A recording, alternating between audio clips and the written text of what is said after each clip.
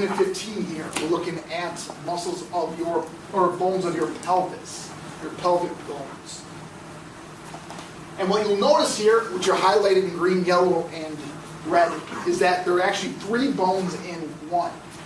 And if you take a look at your pelvic bones there, there's not really a specific line that separates the bones. Not like on your skull where you have the sutures. On your pelvic bones there, you've got 3 different ones.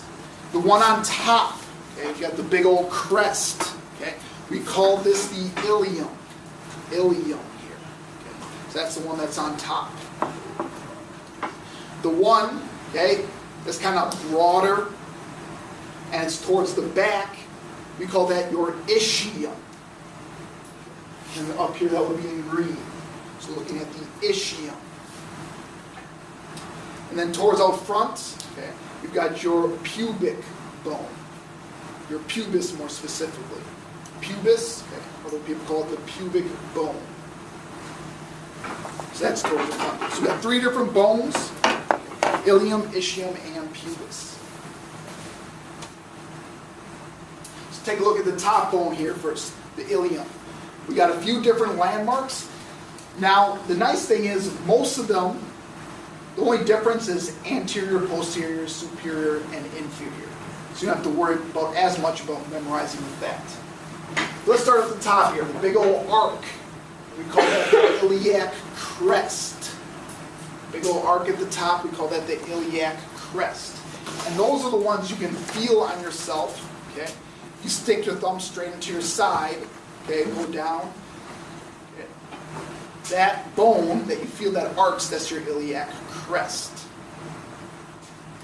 Now if you keep going down the front, eventually you'll get a point where it juts out and then digs back in, right there.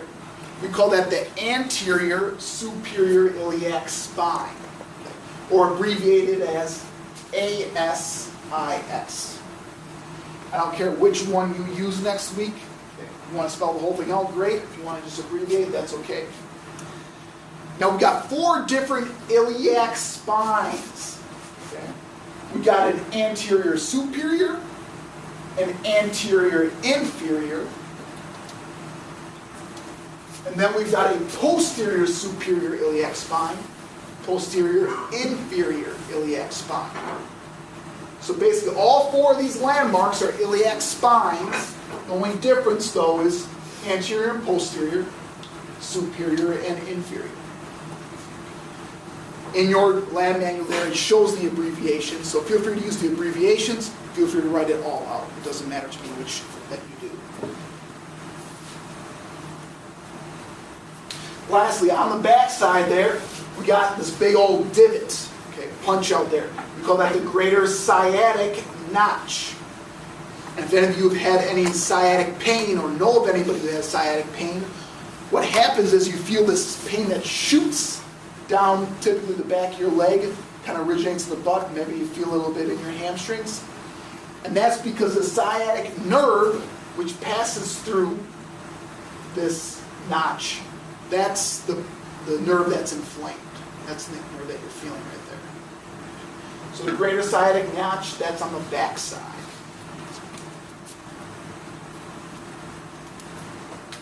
Ischium, we've only got 3. Now just like the ilium has spines on it, we have an ischial spine.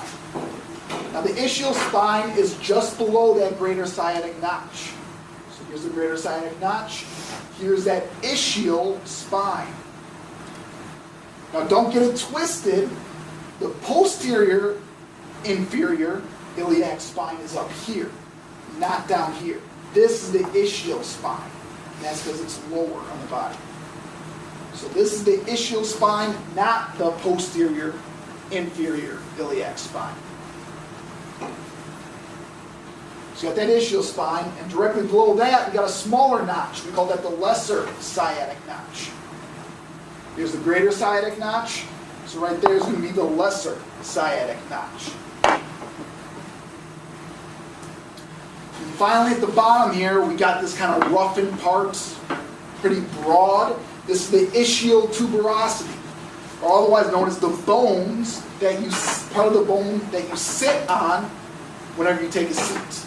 So if you're in a hard chair for a long period of time, not these comfy chairs here, stools, but this is the bone that you feel when you sit.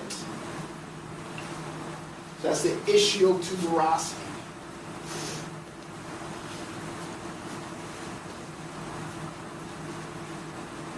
On your pubic bones, okay, between here your pubices. In the middle we call it the pubic symphysis. Pubic symphysis is in between the two. And that's fibrocartilage pad that allows for some movement of the pubic bones there. A little bit of movement.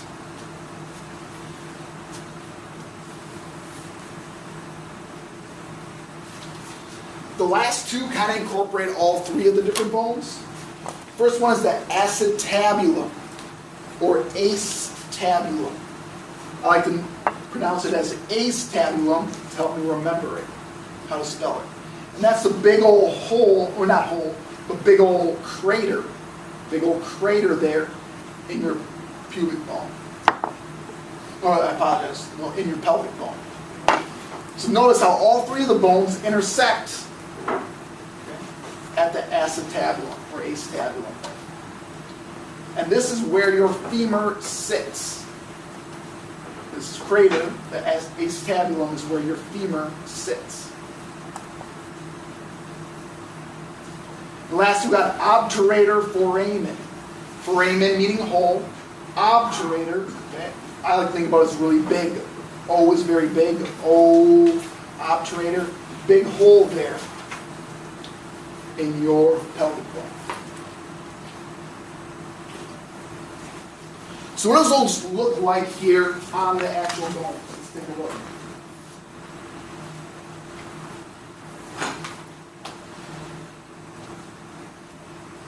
So again, let's actually go here.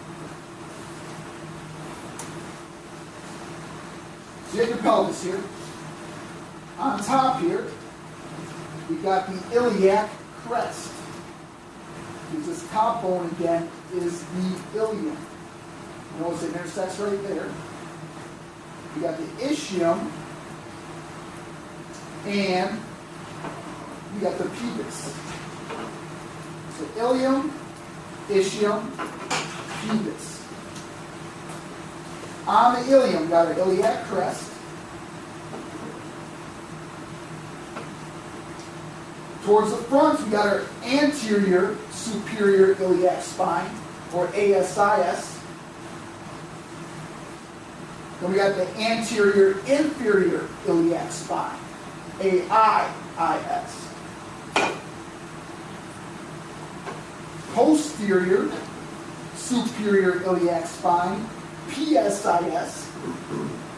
And then there's a small divot there. So here's going to be the posterior inferior iliac spine, PIIS. Big old notch is your greater sciatic notch. And then we got a little part that sticks out. That's our ischial spine. Ischial spine. Try this here. Here's your ischial spine. Right below your greater sciatic notch is the lesser sciatic notch. And then the part of your ischium that you sit on, we call this your ischiotuberosity. Ischiotuberosity.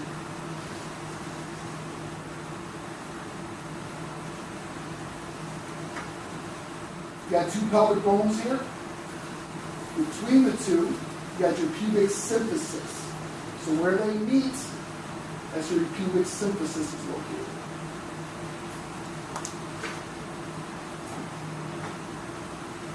You got your big hole, your obturator foramen. And then you got your crater, the acetabulum or acetabulum. Again, that's where your femur or your thigh bone sits. Questions there about the landmarks?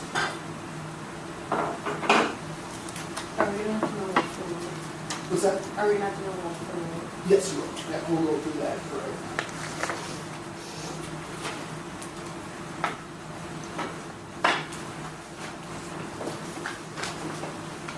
now. Left from right with your pelvis there. Again, with any bone, you need to know top from bottom, or front from back, top from bottom, and medial to lateral. So you need something to tell you all these three things to tell you whether you have a left or a right. Now, nice and easy there, okay, your ischiotuberosity, again, the part of your pelvic bone that you sit on. Since I sit down and back, the ischiotuberosity is going to be both posterior and inferior. So this is coming to the back and down. So that takes care of two of our things. Lastly, though, your acetabulum has to be lateral. And again, that's because your femur has to sit in there. So if I got my pelvic bone here, I know my ischiotuberosity has to both be inferior and pointed to the back. If I have my femur here, sits right in that socket. Okay.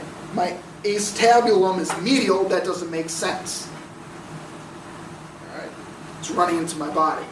So that means my acetabulum has to be lateral, so that way my femur can sit like this. So this bone right here, this would be a left pelvis.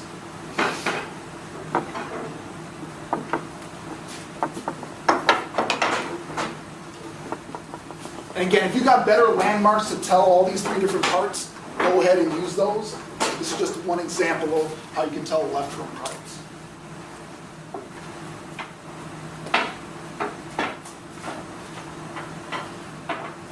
Next one. Sex differences in your pelvises. Females have the opportunity, the ability to give birth. So their structure, pelvic structure, is going to be a little bit different from men. I'm going to have one question on your quiz on this. In general, think of women's pelvises as being both like shorter but wider. Kind of smushed down but wider. Men tend to be narrower and taller in general. There. And I hope the following 8 characteristics there will make a little bit more sense. I'm just going to run through it pretty quickly. So generally, male pelvises are more sturdy, okay, and have more prominent processes. More prominent, so things stick out more. Your anterior superior iliac spine is going to stick out more than a female pelvis. So they're going to be more prominent and more massive. The pelvic inlet, like going in. Think about your digestive system. So this shape, okay? So the shape of your inlet, the pelvic inlet. Men is going to be more heart-shaped. So it looks like a heart here. Versus females are going to be rounder or more oval.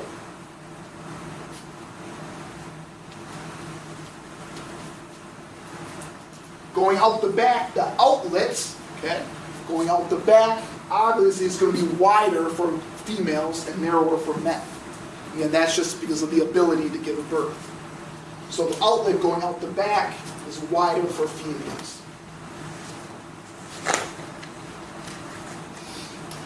Because females are wider, the anterior superior iliac spine, the ASIS, is going to be wider in females compared to males.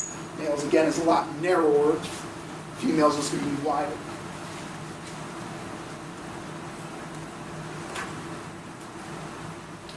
Obturator foramen. These holes here. For females, they're more triangular in shape. Versus men, they're more oval.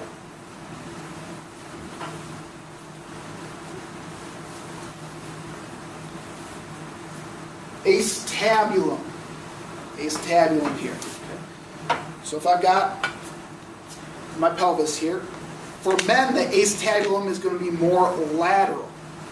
So it's going to face more towards the outside.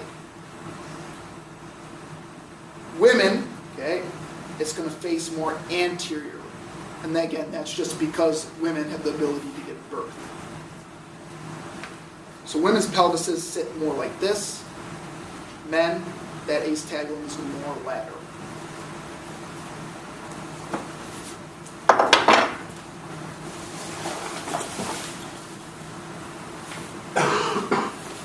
Pubic symphysis, men are going to be deeper and longer, versus women are going to be shorter and shallower. And then pubic arch. Pubic arch is referring to this part, the pelvis. And this, for men, is going to be less than 90 degrees. And women, that arch is going to be greater than 90 degrees. Now, if you take a look at your skeletons there, these are all unisex. So you're not going to be able to tell the difference between male and female. Likewise, I'm not going to put a picture or give you a set of bones and ask whether it's male or female. I'll just say a general characteristic of the pelvis for men compared to women is what? Or something along those lines. So I won't just block this off and say, is this a female pelvis or a male pelvis? I won't say that. Just one of those 8 characteristics will be one of the questions you'll see on your quiz next week.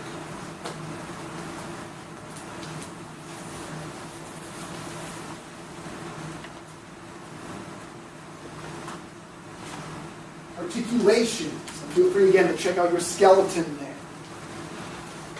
What are the joints? The sacroiliac joint. Again, the name should give it away where that articulation is at. Where the sacrum and the ilium come together. So right there. And it's hard to classify this joint because it is stiffer in some situations, but in other cases it's able to move a little bit more. But it's a little bit more difficult to classify. The sacroiliac joint is between where the sacrum and your ilium sit.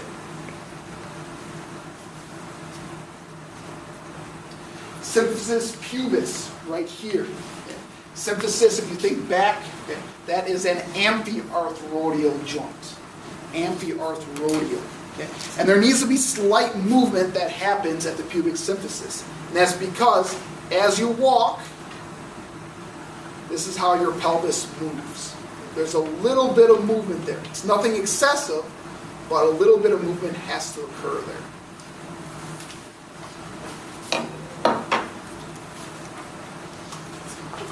And lastly, just like your intervertebral discs, we got a lumbosacral joint. And that's between L5, or your last lumbar vertebrae, and your sacrum. And now technically it's not a part of the pelvic bones, but since it's in the pelvic region, that's why we kind of included it. Okay, moving on here, Unit 16. Check out in red here. It's your upper thigh, or leg bones, otherwise known as your thigh bone. This sucker is arguably the biggest bone in your body, and it's very difficult to break. Most of the time, if it does break, does fracture, it's going to happen in something catastrophic, such as a car accident. So these suckers do not break very easily. Feel free to use this when you study, but I'm going to pull up the bone right away. We're going to take a look at the landmarks.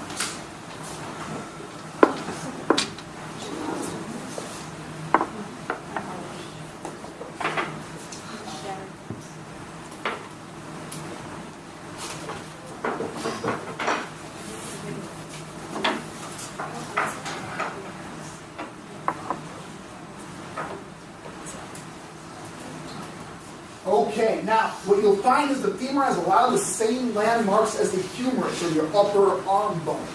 So that's kind of nice. So there's few things that we have to take a look at. Start at the top here. Okay. Just like with the humerus, we got a head of our femur.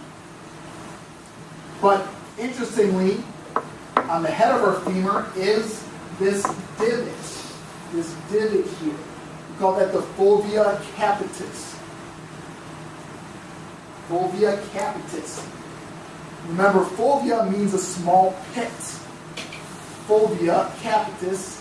Capitis meaning like cap, or like the head of something. So on the head of your femur, we got a fovea capitis.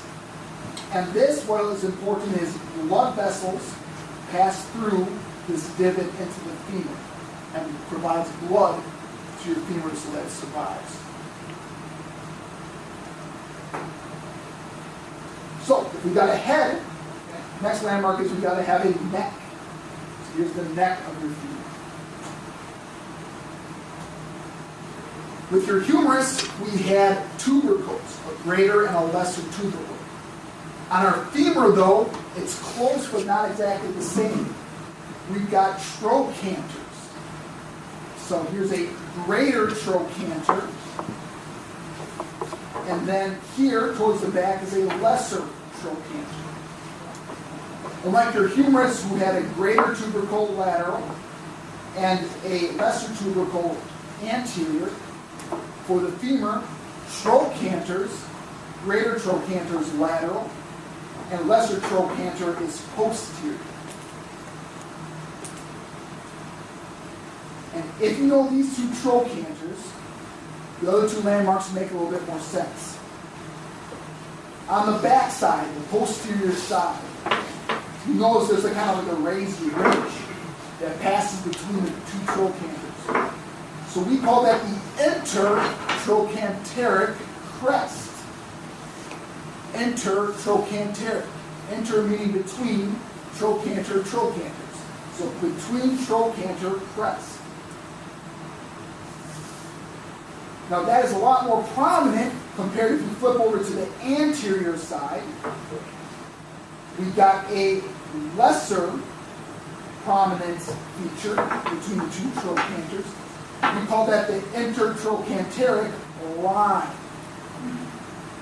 So the intertrochanteric line is much less prominent compared to the intertrochanteric crest.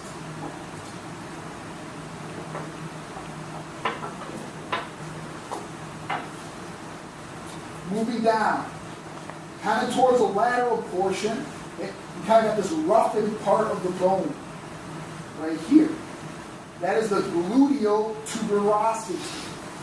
Gluteal tuberosity, you'll come to find out here, your gluteal muscles of your butt, they are going to attach at this point. Gluteal tuberosity, a roughened part right around here.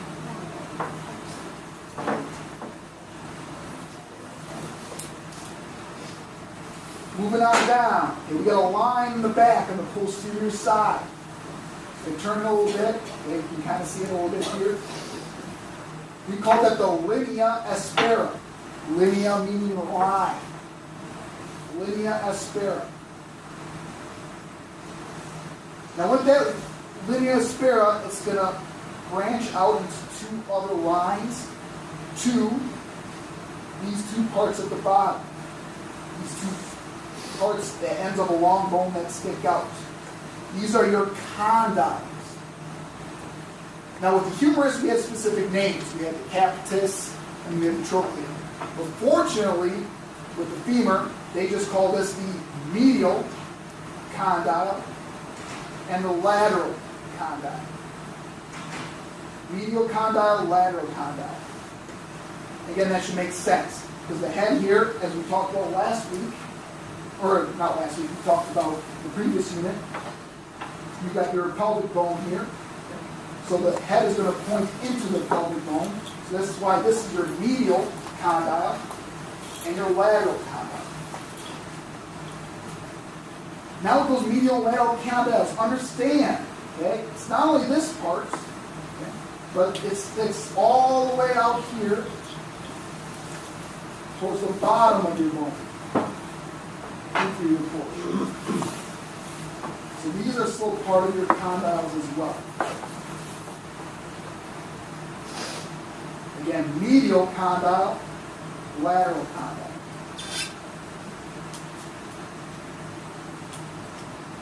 So understanding that these are your condyles, Next 4 or so landmarks make a little bit more sense. Coming back up to our linea aspera that branches out, we call this the medial supracondylar line.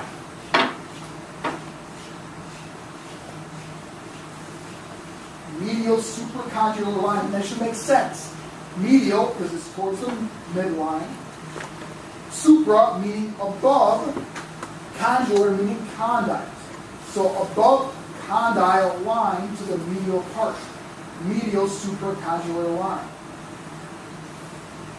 Likewise, we have a lateral supracondylar line. Same thing.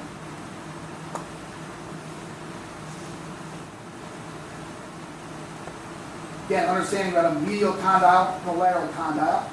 On the outside, we've got a medial epicondyle and a lateral epicondyle. So medial epicondyle, lateral epicondyle. Lateral epicondyle, medial epicondyle.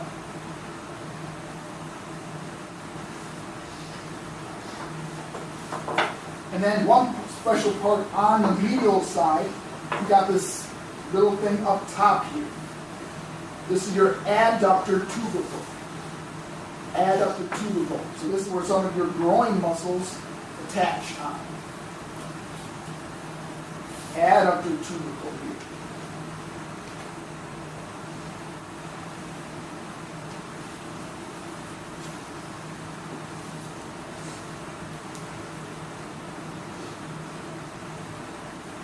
Between your two condyles, so intercondylar notch, all the way at the bottom there of your terms.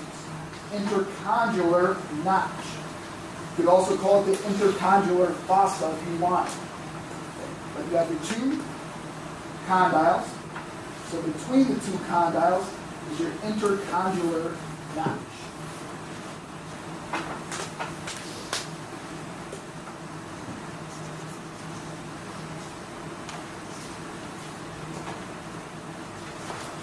Last two. And these are going to be directly opposite of one another. In between the medial lateral supracondylar lines, we've got this surface here. We call this the popliteal surface. Popliteal surface, because our popliteal artery passes around this region. So popliteal surface. We flip it over to the front side. This smooth part here, we call that the patellar surface. Patellar surface. And this is where your patella or your kneecap glides on when you bend your knee. So this right here, your patellar surface, is where your patella, otherwise known as your kneecap, where it glides on when you bend your knee.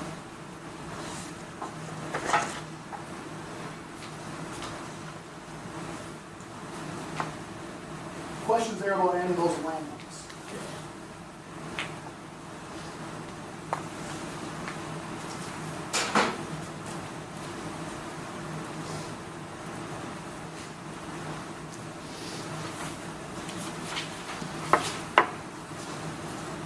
Left from right.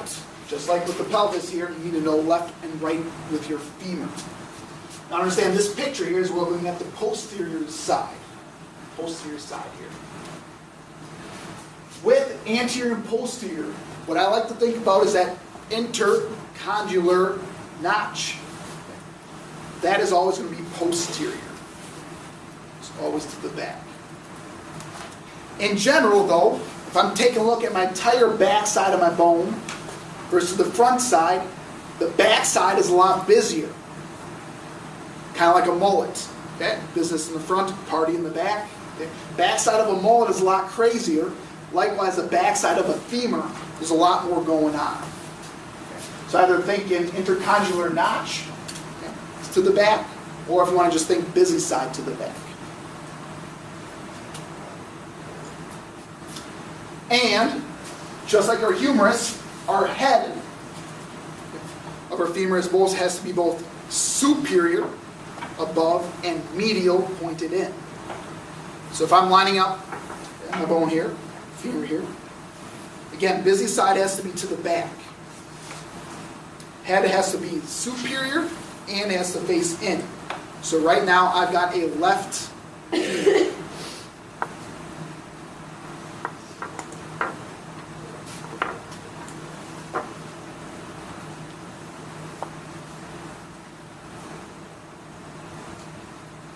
Lastly, we've got 4 different ligaments of the femur. And all these are going to happen where the femur articulates with your pelvis. Grab the pelvis here.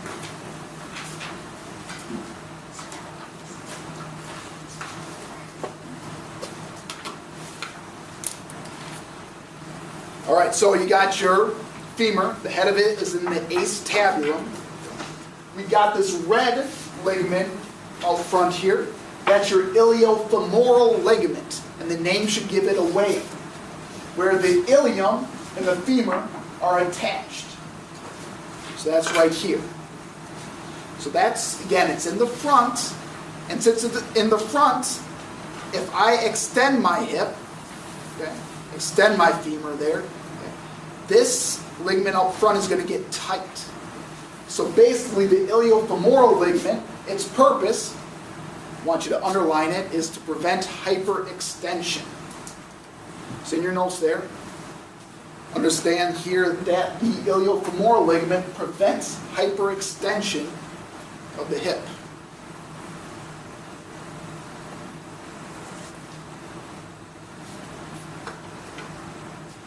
Second one, let's look at the back side. We got the ischiofemoral ligament. Ischio meaning the ischium, femoral meaning femur. So between the ischium and the femur, that ligament. And again, since our ischium is on the back side, that's why we're looking at a posterior view. Essentially what this ligament does is, as my hip extends, what it does is it pulls my femur posteriorly. And what that does, it helps keep the head of my femur in the acetabulum. Prevents it from just shooting out. So the ischiofemoral ligament helps keep the head of the femur inside the acetabulum.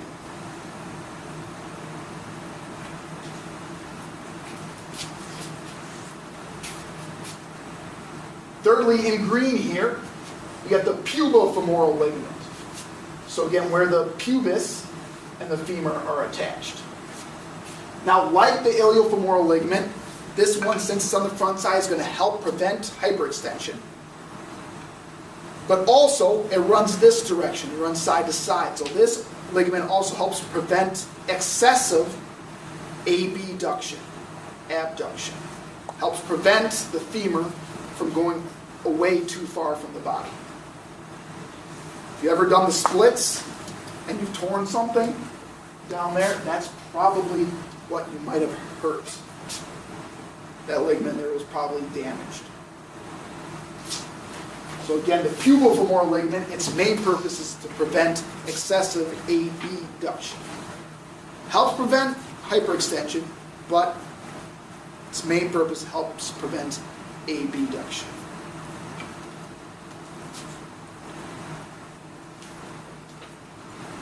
Lastly, ligamentum teres. Ligamentum, thinking ligament here. This is a small ligament that's inside the acetabulum, attaches there, and it also attaches at your fovea capitis, okay, that small pit there on your head of your femur. And this doesn't provide any structural support. It doesn't help keep it in the socket. But what it does do is it helps provide blood to your femur so it doesn't die.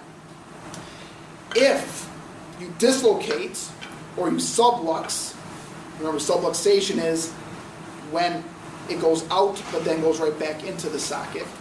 If that happens, we have to be very careful that this has not been damaged. Okay? Famously, Bo Jackson was a professional football and baseball player, and he was hit on one play and it subluxed. Okay? So it went out and back in. Now, Wasn't a really big movement, but what happened is this tore, the ligamentum teres. And since it tore, blood was not getting to this femur. So he was in danger of his femur bone actually dying. He had surgery on it, but after that he was not the same player anymore, and essentially that ended his career. So again, while this does not dislocate very often, if it does, we have to be careful that the ligamentum teres wasn't damaged. So quickly review. Iliofemoral ligament prevents hyperextension of your hip. Ischiofemoral ligament helps keep your acetabulum and the head of the femur together. Pubofemoral ligament prevents excessive abduction. And the ligamentum teres provides blood to your femur. Okay, we're looking at the tibia and the fibula. These are your lower leg bones, okay? Otherwise known as part of your shank. Shank referring to the region between your knee and your ankle. Okay. The tibia and the fibula are part of that region. The tibia is the much larger bone. Fibula is much smaller. Tibia is the big one. Fibula is the small one. Again, feel free to use this for your own benefit, but I'm just going to go directly to the actual bone and we'll talk about the landmarks.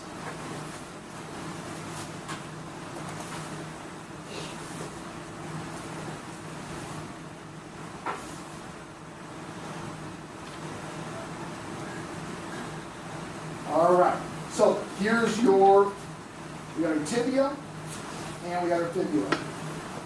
How this is orchestrated here is we've got our femur,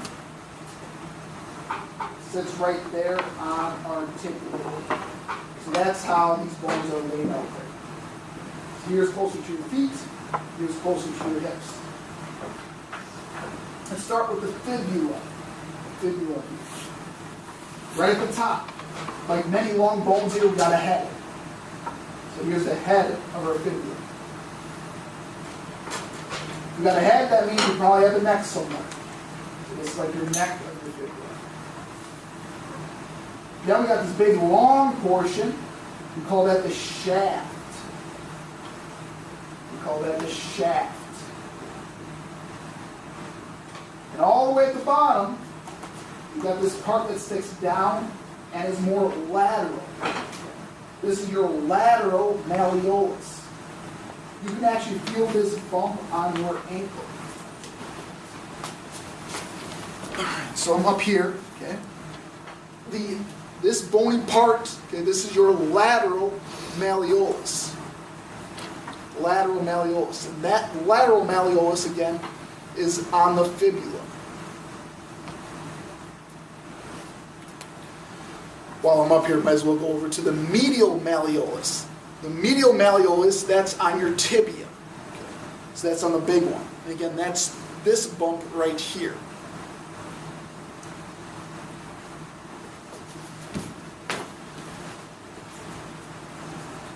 So I'm coming over here. Medial malleolus, again, this is the inside of your ankle. This is your medial malleolus. Again, that's on your tibia. Working our way back up, just like with our fibula, our tibia, we got a shaft. Now notice the shaft here. This smooth part, this is the smooth part that you feel on your shin. So this is the part if you like trip going up the stairs. I've done that so many times. Okay, you hit your shin here. That's the part, sucker, that hurts. So this is towards the medial portion or the middle. Again, this is the part that you feel if you hit your shin. So here's a shaft. Coming up here, okay? Front of your knee, just below your kneecap. We call this the tibial tuberosity. Tibial tuberosity. Again, it's this roughened, slightly elevated portion. And this is the part where sometimes people feel pain. Okay? There's ligaments that attach here that come from your kneecap. And we might feel pain here, especially if you had anything what's called Osgood-Schlatt's disease. those, especially going through puberty, if you grow quickly, oftentimes at that tibial tuberosity, you're going to feel pain right there. And if you've had Osgood-Schlatt's disease, that part might even stick out. Okay. I don't really. Okay, you can see it stick out a little bit. But like my brother had it really bad, stuck out like that. So that's your tibial tuberosity. Again, ligaments there from your kneecap are going to attach there.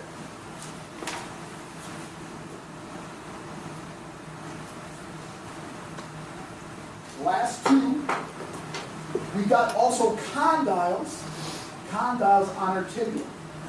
If I'm looking at it from a top view, these two are condyles. If I look at it from here, okay, essentially this entire region that sticks out is a condyle. This part, the entire part that sticks out is a condyle. And so we've got a medial condyle and a lateral condyle. And it's nice because on our femur, we got condyles. Likewise, we've got condyles on our tibia.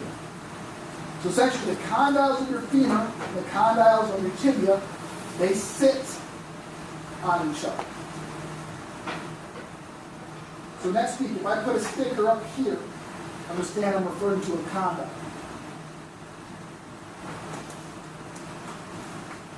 Again, medial condyle, lateral condyle. Just like with our femur here, we've got condyles as well.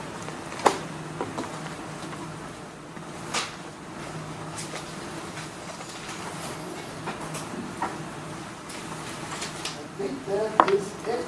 Did I miss anything? Oh yeah, left from right.